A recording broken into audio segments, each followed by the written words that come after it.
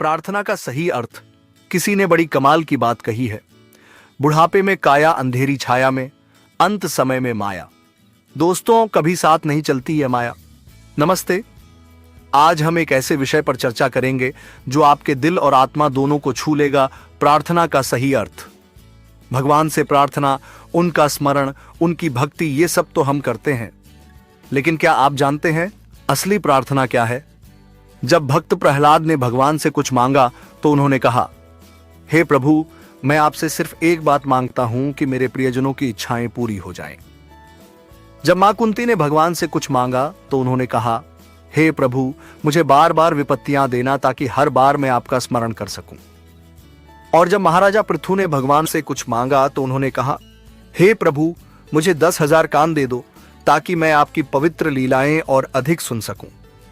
हनुमान जी का भी बड़ा सुंदर कथन था, अब प्रभु कृपा करो यही भांति, सब तज भजन करो दिन रात।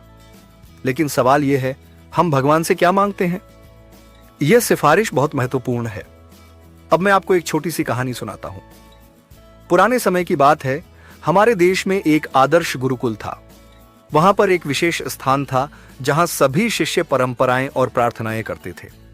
उनके गुरुजी ध्यान में बैठते थे, बिल्कुल स्थिर, जैसे पत्थर की मूर्ति। एक दिन एक शिष्य ने गुरुजी से प्रश्न पूछा, गुरुजी, जब हम प्रार्थना करते हैं तो हमारे होंठ हिलते हैं, लेकिन आपके तो कभी हिलते भी नहीं, ऐसा क्यों? गुरुजी मुस्कुराए और बोले, बच्चों, मैं तुम्हें अपने जीवन की एक घटना सुनाता हूं। गुरुजी ने कहा, एक बार मैं एक राजा के महल के सामने से निकल रहा था। मैंने देखा वहां एक भिखारी खड़ा था। वह बेहद दुबला पतला और फटे हाल था। ऐसा लग रहा था कि जैसे उसकी जान बस अभी निकली ही हो।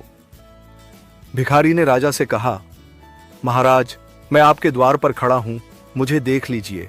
मुझे प्रार्थना करने की भी आवश्यकता नहीं है, मेरी स्थिति ही मेरी प्रार्थना है। गुरुजी बोले, उस दिन मेरी आंखें खुल गईं। मैंने समझा कि सच्ची प्रार्थना क्या होती है। उस दिन से मैंने भगवान से कुछ मांगना बंद कर दिया, बस उनके द्वार पर खड़ा हो गया। दोस्तों, यही तो प्रार्थना का असली अर्थ है। भगवान से कुछ मांगने की जरूरत नहीं है, बस उनके पास उपस्थित हो जाइए पूरे विश्वास और समर्पण के साथ। याद रखिए, प्रार्थना में शब्दों की जरूरत नहीं होती, प्रार्थना में सिर्फ विश्वास और समर्पण की आवश्यकता होती है। तो दोस्तों, इस कहानी को अपनी जिंदगी में उतारिए और सच्ची प्रार्थना करना सीखिए। और अगली बार फिर मिलेंगे एक और प्रेरणादायक कहानी के साथ। धन्यवाद।